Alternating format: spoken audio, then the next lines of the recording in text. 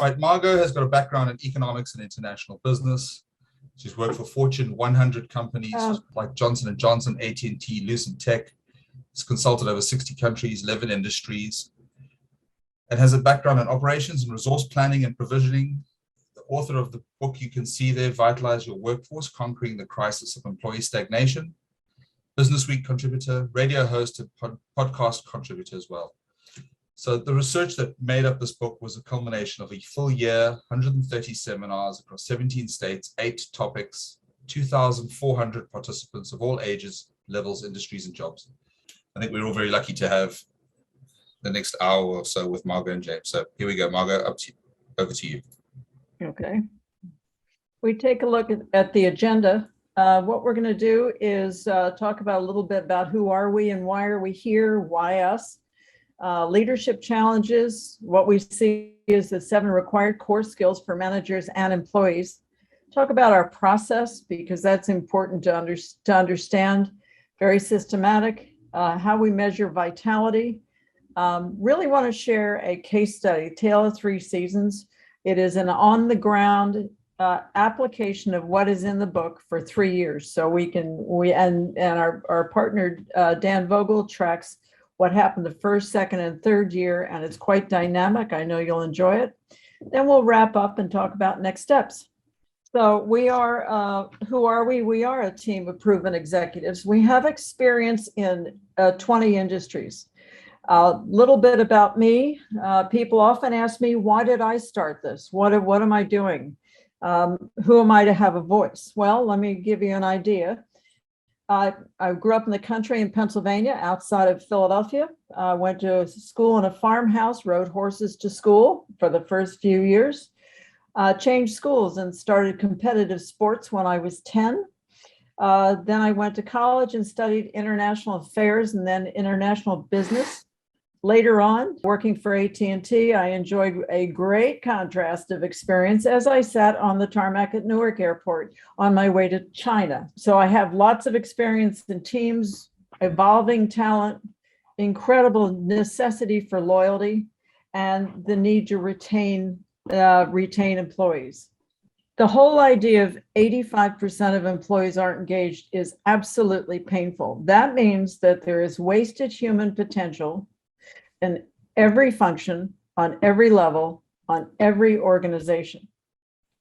And it is just, when I left corporate life, I said, it's just time to have a voice. Have to have a voice. We need to work together to resolve this. We do understand the speed of change, leadership and alignment. You talked about the loyal workforce. We do understand your possible big boredom with the topic of employee lack of engagement. Employee lack of engagement has actually been around for 15 years or more. And there's been billions and billions of dollars spent across the board trying to resolve employee lack of engagement. The problem is, the reason why it hasn't been solved is because you cannot solve employee lack of engagement per se. What you end up doing is trying to make people happy, making the environment nicer, making the food better, making the parking lot better. But employee lack of engagement, you have to ask what is underneath that.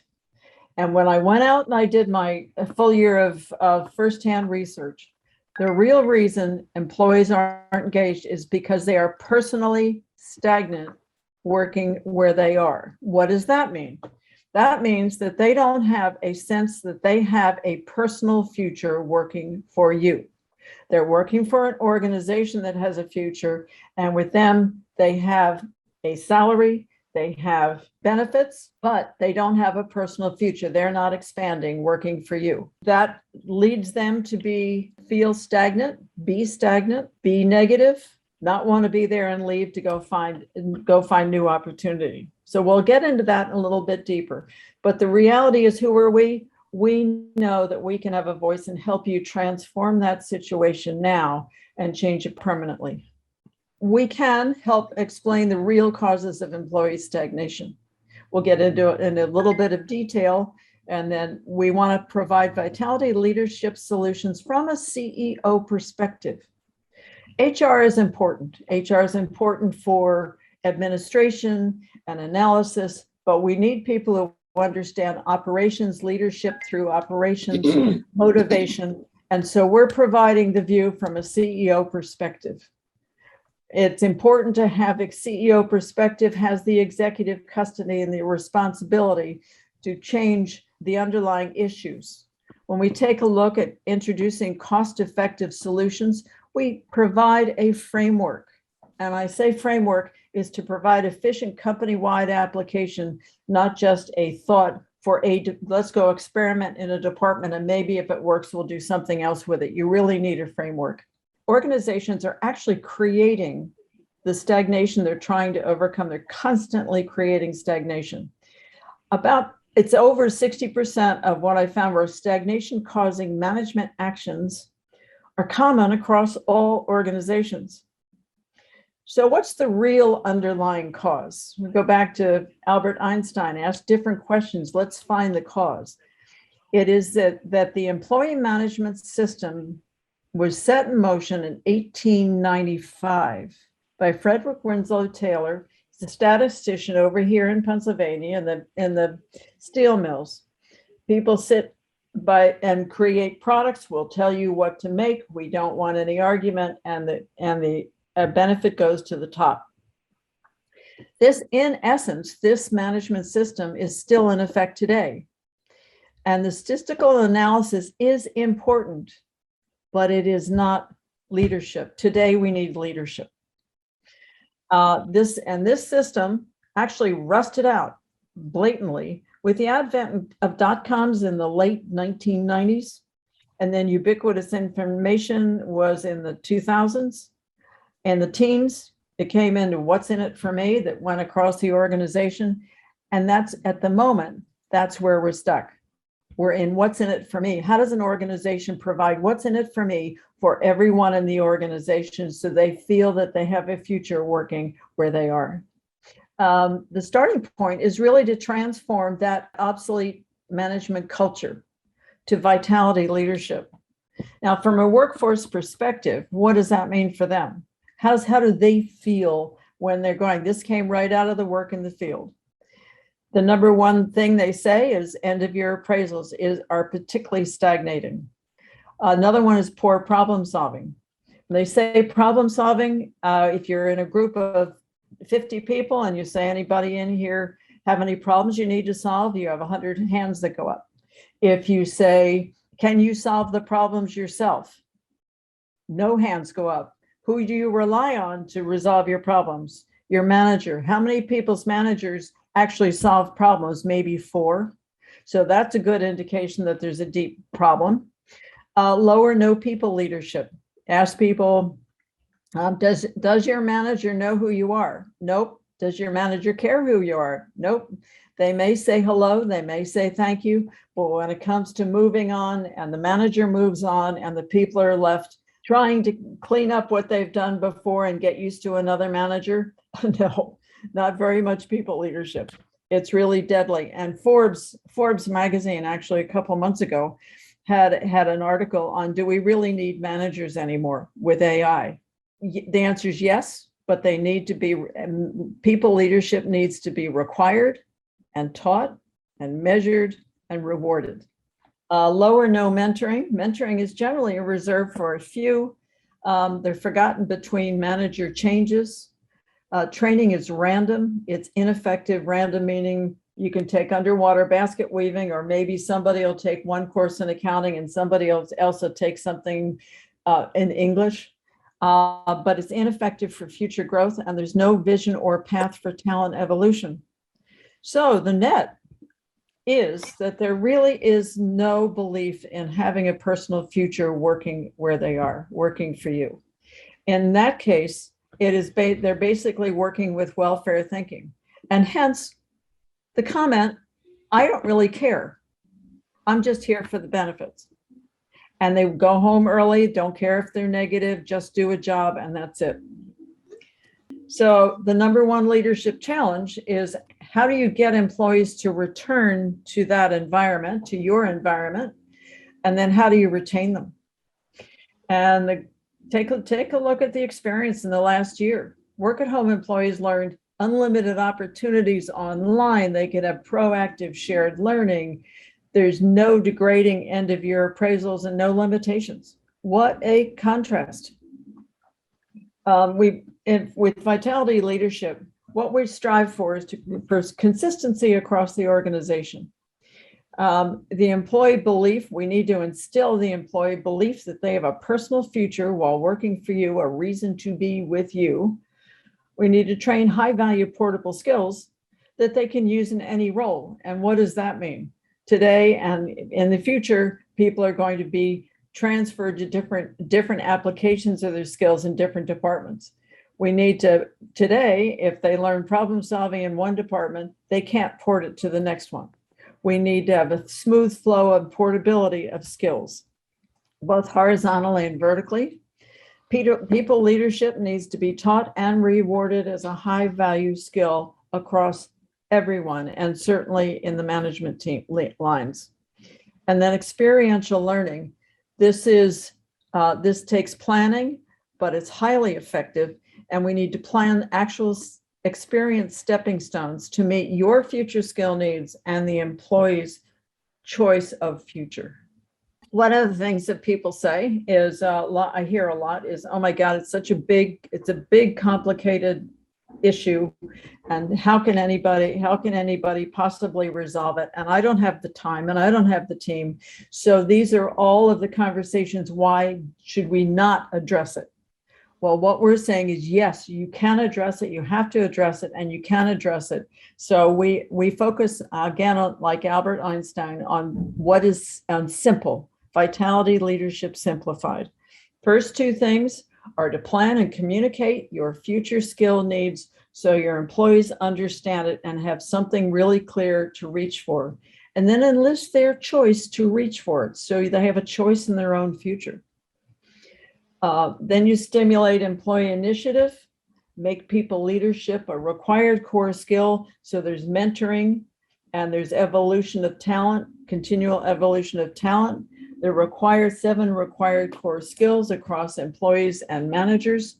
You actually instill vitality leadership at all levels, and it expands with practice and in depth. And then you measure the problem and you track and you reward progress. And you reward the progress, not just for the employee, but for the manager and for the organization as a whole. So let's take a look just a little bit deeper on vitality leadership for employees. What does that mean? It's a little bit redundant to the previous slide, but I think it's important. You have to emphasize future skill training for your workforce while they are working for you. When you enlist their power of choice in the skills that are required for the organization, you start to co-create their future with yours. Right now, that's missing. It's absolutely possible, it's doable, and it's measurable. And develop experience paths as stepping stones to attain their choice. Let's take a look at how we do that. The 7 required core skills, again, this seems like it's getting very basic. And these are terms that you are familiar with, but we have redefined them. We've redefined them because these have now become not just something to do, but they're actually tools for the employee to work with managers to develop people leadership skills and evolve people leadership in the organization. When you integrate desired behaviors across skills, you emphasize vitality through continual skill evolution, integrated incentives, self-reinforcing, you create momentum, you have win-win for organizations and employees, and really importantly today, it applies to both in-office and remote working. Now, this is just another view, and I want to say it's a self-reinforcing ecosystem. It's a common term, but it just gives you visually what I mean. Across the top are the skills, down the left are the behaviors. When you teach and enlist problem solving, you enlist those behaviors. When you do dynamic delegation, you're enlisting the same behaviors. When you do appreciation files, they experience the same behaviors. So the idea of repetition, continual repetition and involvement is elemental to evolving loyalty. Taking a look at people leadership, we just talked about people leadership. It's rarely required, recognized, or rewarded. Employees feel isolated, they resent it, and it produces unwanted turnover. And so people leadership thrives in an ecosystem of a self-reinforcing action. 2, integrated incentives. The problem is training is individual. Training of different skills is uncoordinated. Building of skills toward a future is basically intangible. And when you apply the 7 required core skills with continual practice of desired behaviors, you actually instill vitality, leadership, and action. That means it's systematic transformation of your employee management culture simply from the inside out. Mentoring. Mentoring is highly important across all levels and all functions. Right now, mentoring is selective. It's not company-wide, and most employees really feel left out, completely left out, because they are. There's low manager communication, and many managers consider mentoring time-consuming burden versus a high-value activity.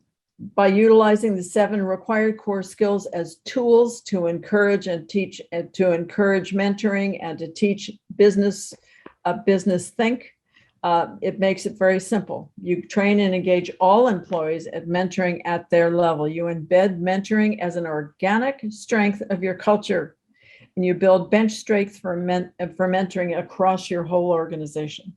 Vitality problem solving. I would like to tell a little story on this one. When I was in a group of 60 people, let's round the numbers, 60 people, and I said, how many people have something on their desk that they need help problem solving? All the hands went up. Can you solve them? No. Does your manager solve them? No. I asked one more question, and I said, has anybody ever taught you what's important to solving a problem in your department? I never got one hand raised across the 2,400 people.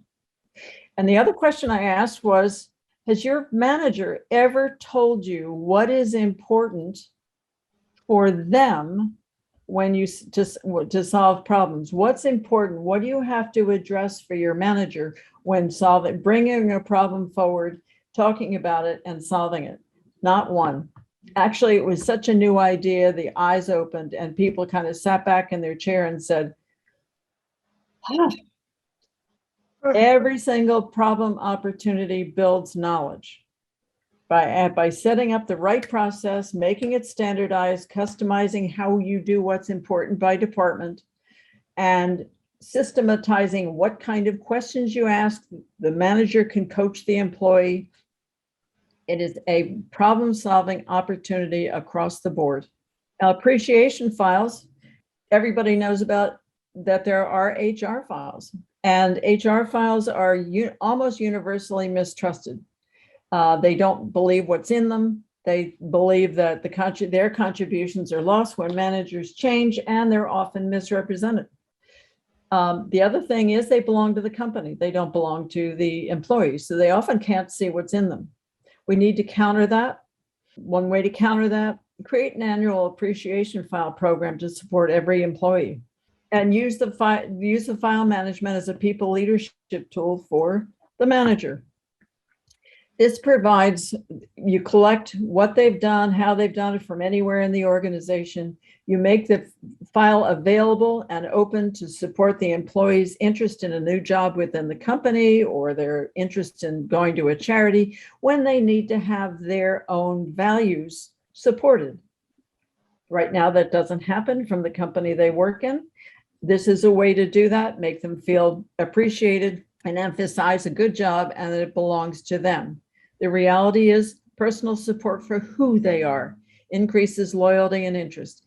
It is, again, it's a systematic addition to vitality leadership. Meaningful reward and recognition. This is very important. Thank yous are often fleeting. And token rewards like parking lot really have no future value. Future value is what you're going for. Determine what's important to the employees each year. and create rewards that are visible and lasting and have future value. If you teach, for instance, if somebody has achieved something and in a group, instead of handing them a card to Walmart, teach people in that group what the problem was and how it was solved and why you're rewarding that person. Share the wisdom. Meaningful recognition expands pride, incentive, and loyalty everywhere. This is simply a summary of what we've just talked about.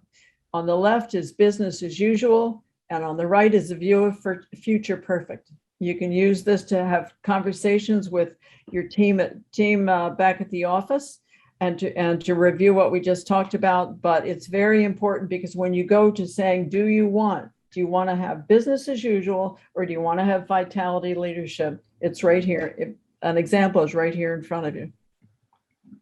Thanks, Margot. I think handing back to me, I'm just going to give you a quick update where we are. So we've looked at who we are, why we're here, the leadership challenges, and the 7 required core skills.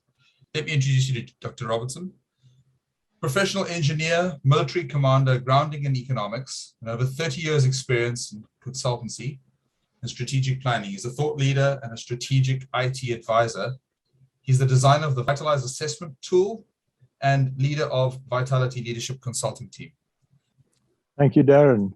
So let's just talk for a moment about vitality leadership. And it's really important to understand the starts at the top with executive vision and custody. Transformation cannot be driven from the middle.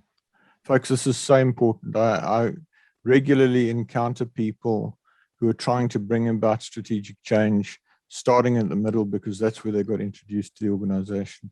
You have to get this up to the top. You need to get it driven from the top. Vitality leadership must be a company-wide goal, and anything less is just practice, and employees know it, and they won't care.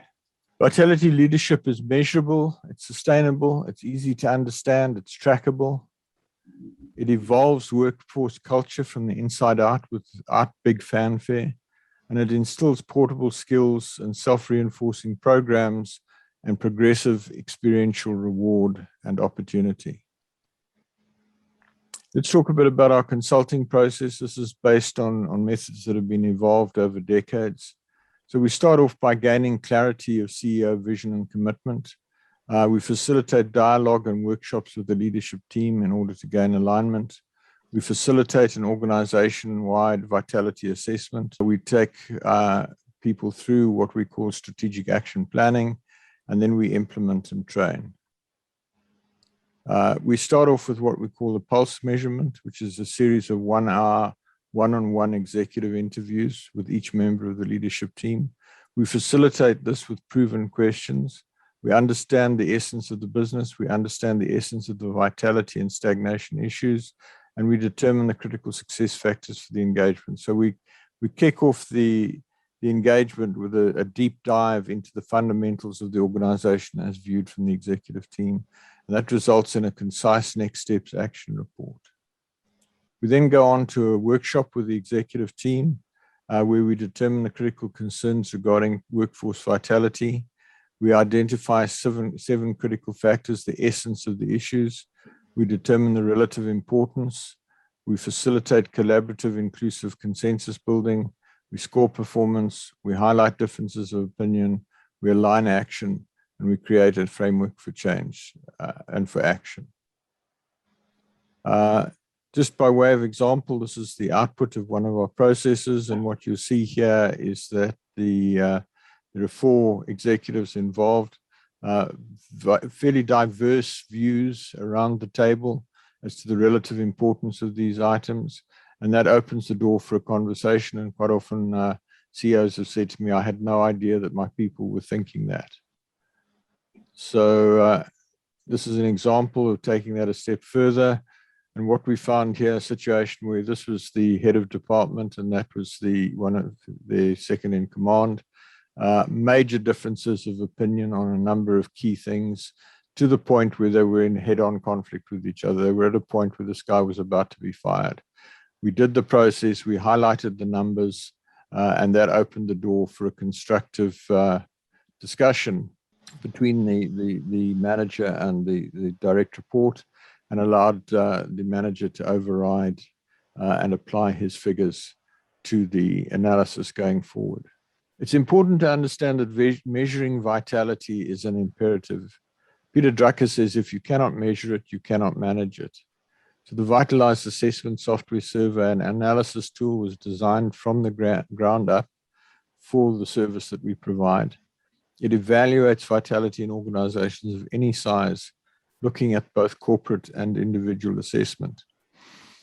It focuses attention on situations and actions that impact loyalty, productivity, and belief, and having a personal future with your organization. And it avoids detrimental one-size-fits-all. Accurate assessments allow accurate diagnosis of problem areas, remedial measures to directly address the cause of a problem, effective monitoring of corrective measures, and tracking of progress to a high state of vitalization. It's a myth that you can't effectively measure soft issues. The reality is that effective analysis of any soft issue is possible with a defined set of measurements that enable the quantum of that issue to be measured and scaled. We've done a lot of work around this. I've been measuring in the field of strategy for around about 30 years. Vitality assessment is, we use cloud-based software. It's hosted with Amazon Web Services in the United States. It's accessible globally and it can be administered remotely anywhere in the world. We use proprietary algorithms which we developed specifically for this purpose. It measures overall stagnation and vitality at the level of individual business units, and then also at the level of individual personnel. It models the organization and consolidates up the organizational hierarchy. It's graphical and tabular, and your identities of your respondents are concealed. But it allows you to see how the stagnation and vitality roll up the organization. See where your problem areas are, where your hotspots are. Example of the organization element analysis, the ideal situation and where we are, and then looking at the individuals. This particular individual reckons that that's where they are, the red line, in if they were in their ideal job, and the blue line is where they are today. The lower graph shows you the tension that they are subject to through the suboptimal work environment. That can obviously get a lot more pronounced. So in conclusion, it's a flexible and powerful tool. It's the precursor to formulating a structured remediation plan. Various measurements provide immediate insight, and immediate action can be considered. Over to you, Darren. Let me introduce Dan. Dan Vogel's based in the States, in Montana. Graduate Diploma of Leadership, MIT, Columbia, and Dartmouth. TEDx speaker and trainer. He's held positions in elected public office and board of director seats. Resort hospitality specialist and professional sommelier. He's a prolific writer for the wine and hospitality industries. His experience as it relates to vitality, he's used the direct application of the vitalized methods and material across corporate teams and multinational, multi-ethnic, and multi-generational staff. In total, he has trained over 2,000 staff, managers, and directors with the Vitalize program. He facilitates leadership courses at the Vitalize Leadership Academy. So let me hand over to you, Dan. There you go. Probably should unmute myself. Thank you, everybody, for being a part of the program. And I'm different, as you see from the bio. What that really means, ladies and gentlemen, is that I'm a people person. And I deal with the not engineered, not carefully contrasted, not academically correct, real people, three-dimensional folks with personalities, with languages, with nationalities, with a tremendous amount of differences. And it's been my pleasure to both help develop the Vitality program, but truly to apply these concepts to the real people who exist within the lodges that I help manage. On the screen, you'll see actually one of our hotels. This is in northwestern Montana. This is a very large hotel, and the chaos and interest and the tumult of hospitality in there is very, very strong. As we developed the Vitality program, I was able to apply this entire process to all of my working groups. So here's the scale.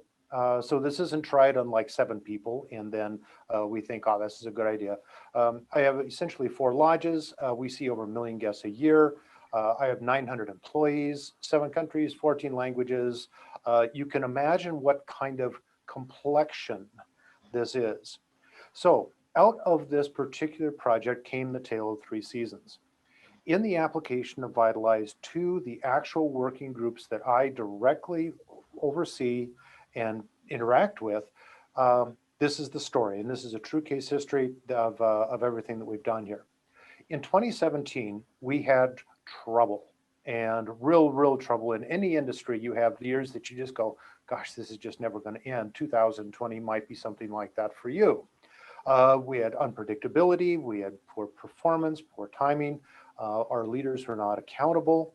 And it really manifests itself in a frighteningly high termination rate. Out of the 300 people in one of my lodges, I think we terminated almost 100 over the course of the 100-day season, essentially 1 a day. And our retention fell down to 5%. So this is not a good working situation. And to this really rotten, because I have to tell you that the people part of this hurts. This is anxiety, this is emotional, this is anger, and this is dangerous. This kind of environment working here is not indicative of any sort of either returning employees or performance in any way, shape, or form. Everybody in 2017 was every man for himself. So we'll go to the next one there. In 2017, at the end of the season, we decided, all right, we're not going to do this again. And we applied then in our design and training of the particular lodge staffs, we applied directly the Vitalize Your Workforce concepts. We used the measurement tools that James has described. We used the approaches that Margot has described, and we applied them to the real life, sticky, sweaty, unruly people that we all work with in our really everyday lives. In 2018, at the end of that season, we went from 85 terminations in the one lodge to a total of 4 terminations across our entire organization. We had some people starting to shine as well. They were growing toward a set of goals and they're taking everybody with them. The examples that we encouraged all of our staff to have and the leadership that we encouraged all of our staff to grow had direct, tangible, measurable results. And it's important to note that 2018 and 2017 had the very same physical environment. In my world, forest fires completely changed the complexion of the performance. Forest fires, smoke, those kind of damages, outright evacuations, any one of those things.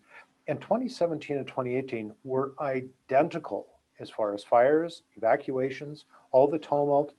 And so 2018 started to rank as a real important success of the application of the Vitalize program because, just in those numbers, 85 to 4 is worth a lot of money and a lot of anxiety.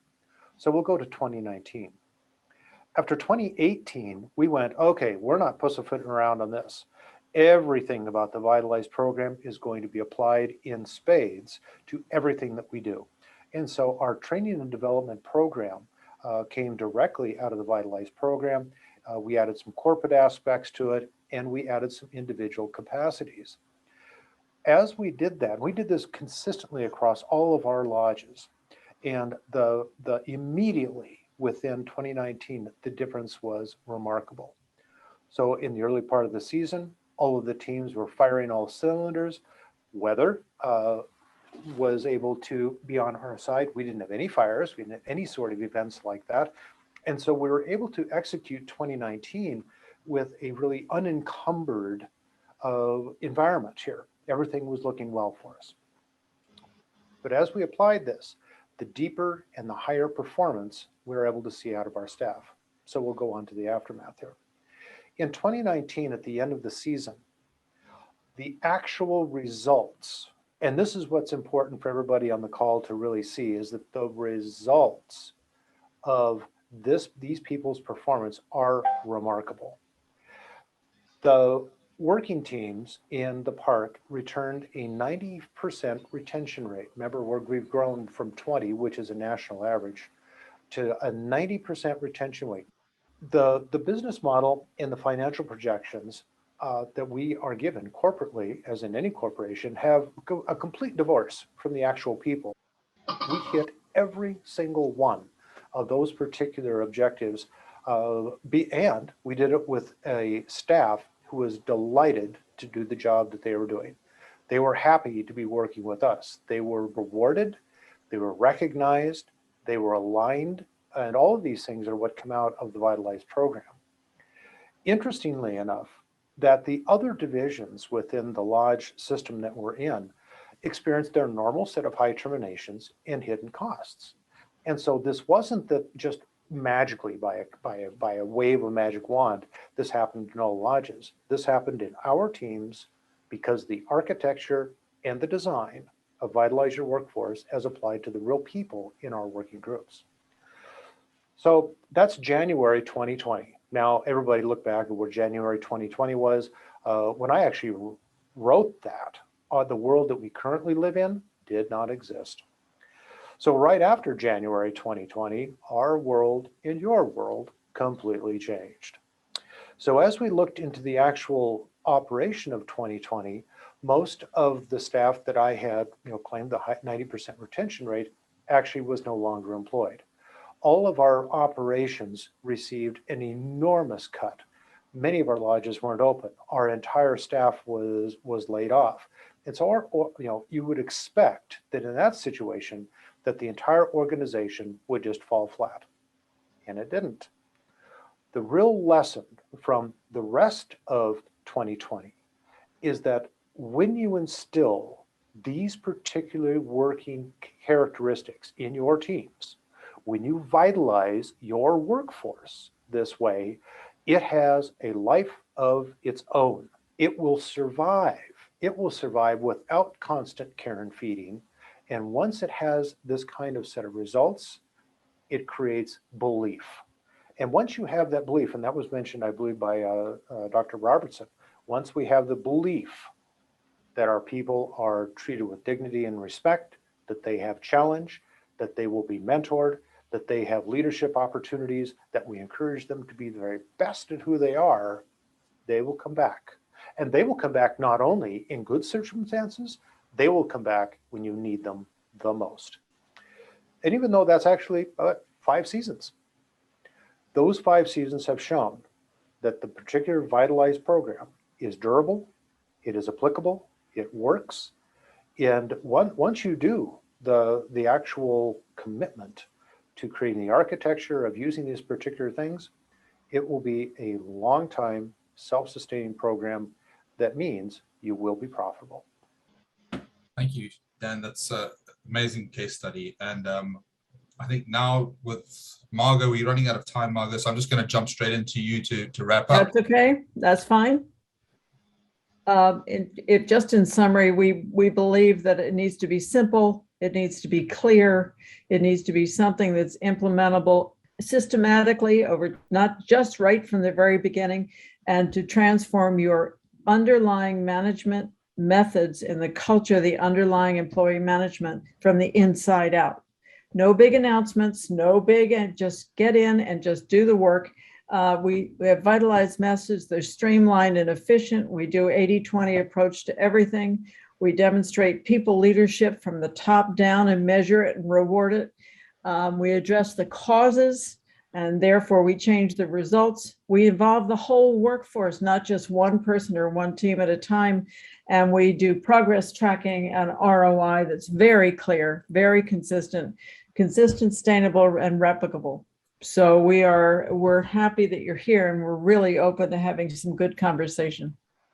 In next steps, work with us, talk with us, let's have a conversation.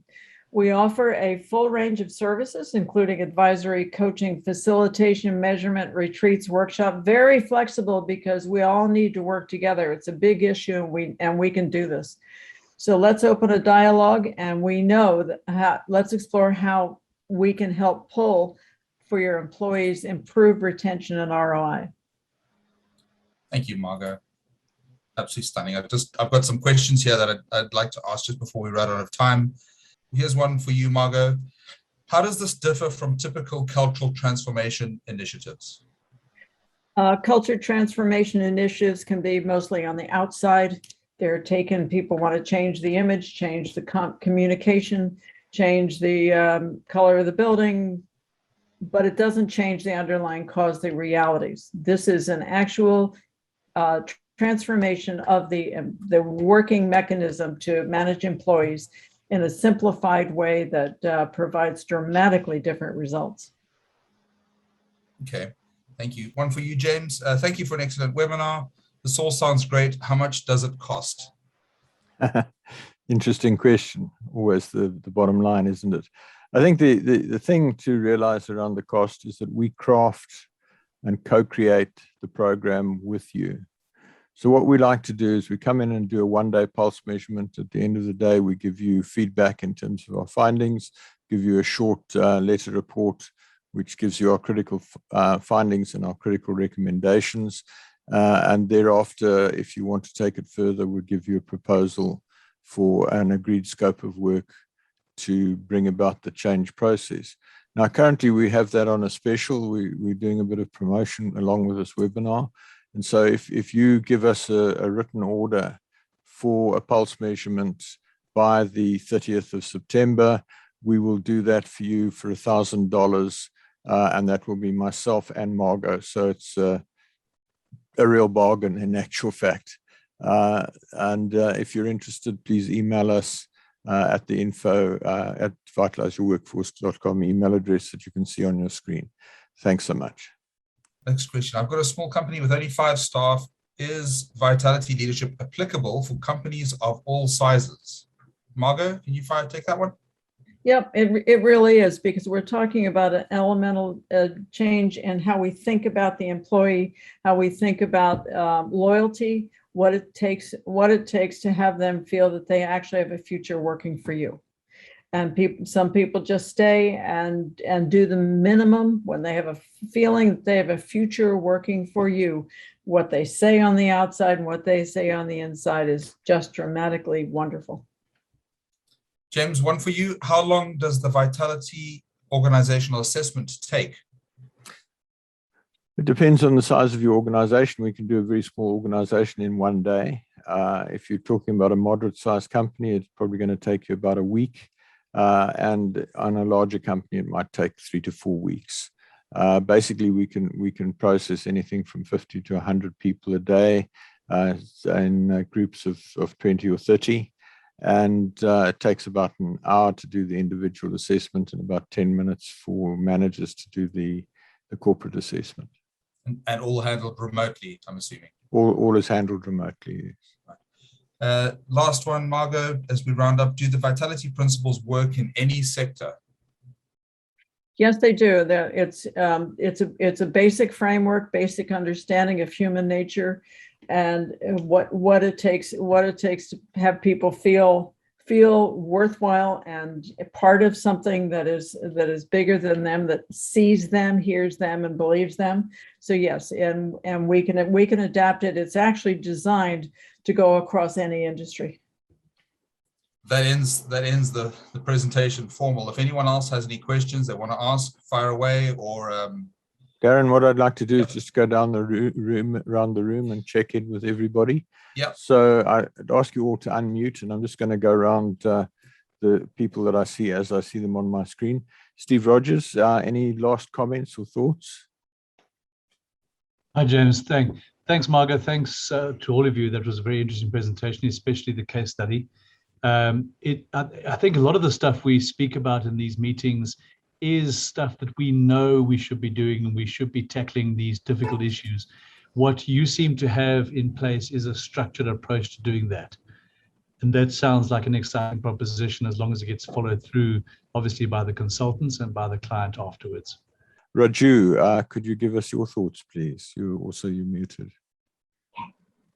Well, it was a very wonderful presentation. I really gained a lot of knowledge from this. And the case study also, actually many of the companies are gone through this stage. And definitely these sessions will, assessment will help the organization to, come up in a better stage. Right, Okay. so it looks like everybody else has dropped off. So Yep. Darren, over to you. Right. Well, thanks for the time. Thank you, Thank you Margaret. for coming on, Sifo. Thank you, And Sipa. Raju. Thank you, Raju. Thank you. Thank you, everyone. Thank you. Thank you all. Bye-bye. Thank you, folks. All right. Bye-bye.